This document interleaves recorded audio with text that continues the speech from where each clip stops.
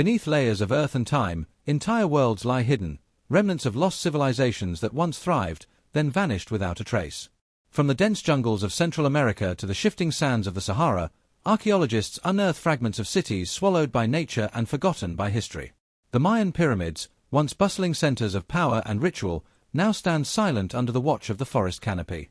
In the deserts of Turkmenistan, the ruins of Merv whisper of a city that rivaled Rome in size and splendor, until it was wiped clean by invading armies and the slow drift of the desert wind.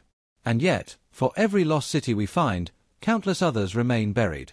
Off the coast of India, divers explore structures beneath the waves. Stone steps and temple walls hint at ancient settlements drowned by rising seas.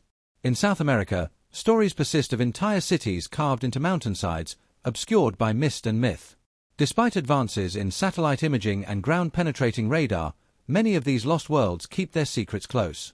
Why did these civilizations fall? Was it drought, war, disease, or something we have yet to understand? Each new discovery draws us deeper into the puzzle, reminding us that history is far from complete, and that beneath our feet, the earth still guards stories waiting to be told.